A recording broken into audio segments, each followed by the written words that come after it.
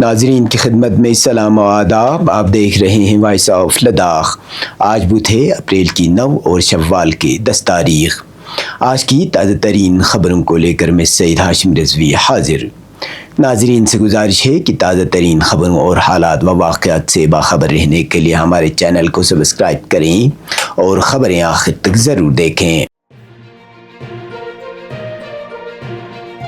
آپ دیکھ رہے ہیں آپ کا پسندیدہ news channel voice of Ladakh.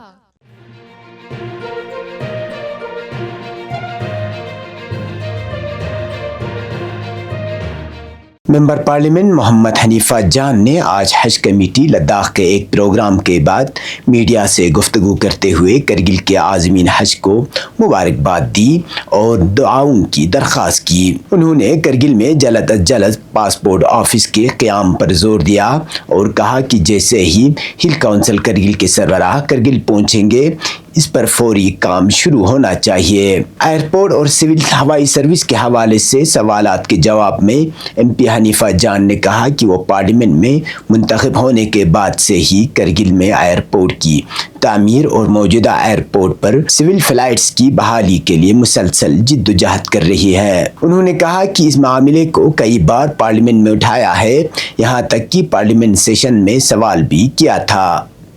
مرکزی وزیر مملکت برائے شہری ہوابازی نے جواب میں بتایا کہ یو ٹی انتظامیہ کی طرف سے کرگل میں نئے ایئرپورٹ کے لیے کوئی تجویز موصول نہیں ہوئی ہے. انہوں نے مزید کہا کہ وکھا اور پدم میں کیے گئے پرانے سروے کے نتائج منفی آنے کے بعد اب وہ کرگل میں نئے مقامات جیسے خمبتھنگ میں سروے کا مطالبہ کر رہے ہیں.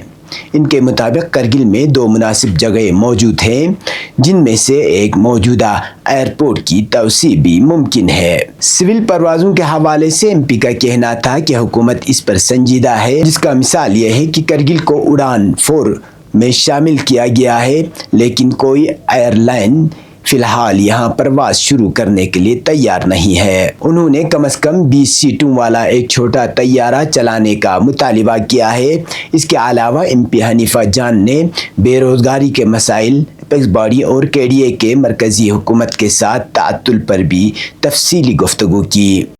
وارسنس ڈیزائنز اینڈ کنسٹرکشن، آپ کا بھروسہ ہماری پہچان. لداخ کی روایتی حسن کے ساتھ شدید سردی اور برف باری میں ایک مضبوط اور بہترین گھر یا بزنس اسپیس کے لیے صرف ایک نام، Warsons designs and construction. Warsons designs and construction آپ کو دیتا ہے بہترین architectural planning, interior design, residential اور کمرشل ڈیولپمنٹ، 3D ویژولائزیشن اور ایکوریٹ کاسٹ ایسٹیمیشن، سب ایک ہی چھت کے نیچے.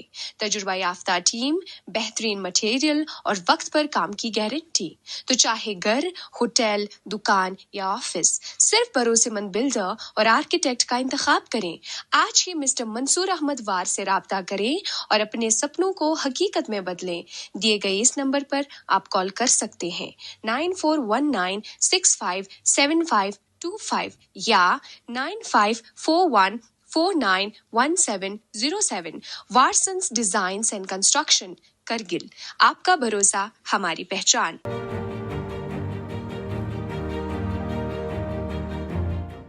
اپیکس باڈی لیہ کے چیئرمین چھرنگ دورجے لاغروک نے آج میڈیا سے بات کرتے ہوئے سابق رکن پارلیمنٹ جمیانگ چھرنگ نمگیال کے اس بیان کو مسترد کر دیا جس میں انہوں نے دعویٰ کیا تھا کہ لداخی رہنماؤں نے ڈومیسائل اسٹیٹس کے لیے سال 1954 کو کٹ آف مقرر کرنے کی تجویز کو قبول نہیں کیا تھا. چھرنگ دورجے نے اس بیان کو مکمل طور پر گمراہ کن قرار دیتے ہوئے کہا کہ یہ عوام کو گمراہ کرنے کی کوشش ہے. ان کے مطابق ایسی کوئی تجویز مرکزی حکومت کے ساتھ ہونے والی کسی بھی میٹنگ میں زیر بحث نہیں آئی. ایک اور سوال کے جواب میں انہوں نے مذاکراتی عمل کے تعطل کا الزام مرکزی حکومت پر عائد کیا اور کہا کہ بات چیت کا سلسلہ روکنے کی ذمہ داری مرکزی سرکار پر عائد ہوتی ہے.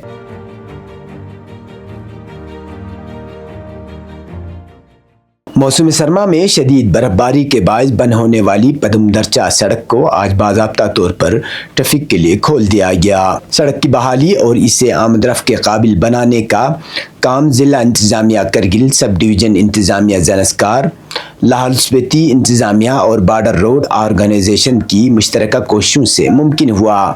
اس موقع پر بارڈر روڈ آرگنائزیشن اور ڈسٹرکٹ پولیس کرگل کے افسران و اہلکار بھی موجود تھے۔ اب اس راستے پر ٹریفک کی آمد و رفت متعلقہ ایڈوائزری کے مطابق اور موسم کی صورتحال کو مد نظر رکھتے ہوئے ہوگی۔ حکومت عوام الناس سے اپیل کی گئی ہے کہ وہ اپنی حفاظت اور سہولیت کے لیے جاری کردہ ہدایت پر سختی سے عمل کریں۔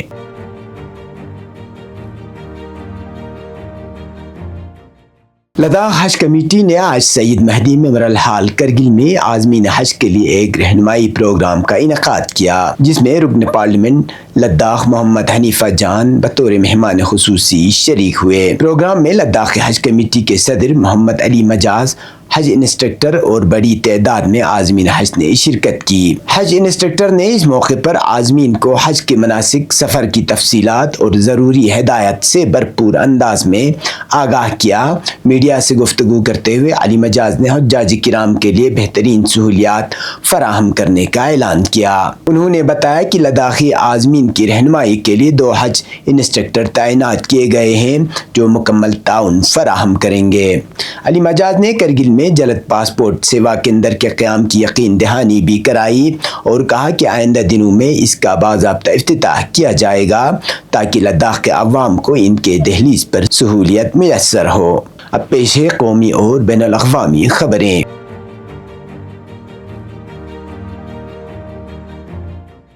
ہندوستان میں پولیس نے ایک برطانوی ماہر امراض سے قلب کی نقالی کرنے والی سرجری کرنے کے الزام میں ایک شخص کو گرفتار کیا ہے، جس کے نتیجے میں مبینہ طور پر کم از کم 7 مریضوں کی موت ہوئی تھی۔ مشتبہ شخص، جس کی شناخت 53 سالہ نریندر وکرما دتا یادو کے طور پر ہوئی ہے، ڈاکٹر این جان کیم کی جھوٹی شناخت سے کام کر رہا تھا اور تقریباً 2 دہائیوں سے وسطی ریاست مدھیہ پردیش کے ایک مشنری ہسپتال میں کام کر رہا تھا۔ حکام کا الزام ہے کہ یادو نے برطانیہ سے تربیت یافتہ کارڈیالوجسٹ ظاہر کرتے ہوئے اپنی پوزیشن کو محفوظ بنانے کے لیے میڈیکل ڈگری اور قابلیتوں کو جعلی بنایا۔ اس کی دھوکہ دہی میں کی مشق میں مبینہ طور پر قانونی طبی تربیت کی کمی کے باوجود دل کے پیچیدہ طریقہ کار کا انعقاد شامل تھا۔ ایک سینئر پولیس اہلکار نے کہا کہ ہم نے مسٹر یادو کی دھوکہ دہی اور جعل سازی کے الزام میں گرفتار کیا ہے۔ ابتدائی تحقیقات سے پتہ چلتا ہے کہ اس نے اپنی ڈگریوں کو جعلی بنایا اور کئی سالوں میں ہسپتال اور سینکڑوں مریضوں کو دھوکہ دیا۔ یہ کیس داخلی آڈٹ کے بعد سامنے آیا اور یادو کے ذریعے کیے گئے طریقہ کار سے منسلک جراحی کے بعد پیچیدگیوں اور اموات کی ایک سیریز پر بڑھتے ہوئے خدشات کے بعد سامنے آیا۔ کم از کم 7 مریضوں کی موت کو اب باضابطہ طور پر اس کی مبینہ بددیانتی سے جوڑا گیا ہے۔ ہسپتال کے حکام نے صدمے کا اظہار کیا ہے اور تحقیقات میں تعاون کر رہے ہیں۔ ہسپتال کے ترجمان نے کہا ہے کہ ہم جعلی شناخت سے لاعلم تھے۔ ہم قانون نافذ کرنے والے اداروں کی مکمل مدد کر رہے ہیں اور اپنے داخلی تصدیقی طریقہ کار کا جائزہ لے رہے ہیں۔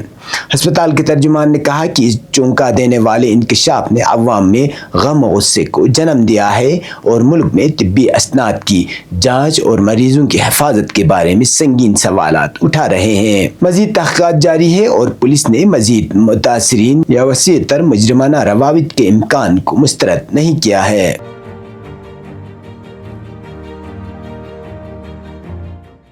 عراقی مزاحمتی تنظیم حزب اللہ نے خبر رساں ادارے رائٹرز کی جانب سے شائع کردہ اس خبر کی سختی سے تردید کی ہے، جس میں دعویٰ کیا گیا تھا کہ عراقی مزاحمتی گروہ ہتھیار ڈالنے کے لیے تیار ہے۔ المیادین کے مطابق حزب اللہ عراق نے ایک بیان میں واضح کیا ہے کہ رائٹرز نے پیر کے روز ایک نام نہاد کمانڈر کے حوالے سے یہ خبر نشر کی جو سراسر جھوٹ اور بے بنیاد ہے۔ تنظیم نے زور دے کر کہا کہ حزب اللہ عراق کی پالیسیوں اور موقف کا اعلان صرف اس کے سرکاری ترجمان کے ذریعے کیا جاتا ہے، لہذا کسی اور ذریعے سے منسوب خبروں کا کوئی اعتبار نہیں۔ قابل ذکر ہے کہ رائٹرز نے اپنے رپورٹ میں دعویٰ کیا تھا کہ عراقی مزاحمتی گروہوں نے نئی امریکی حکومت کے ساتھ تناؤ میں اضافے سے بچنے کے لیے ہتھیار ڈالنے پر آمادگی ظاہر کی ہے۔ یہ تھے اب تک کی خبریں، اسی کے ساتھ مجھے اور میرے ساتھیوں کو دیجیے اجازت۔ اللہ حافظ۔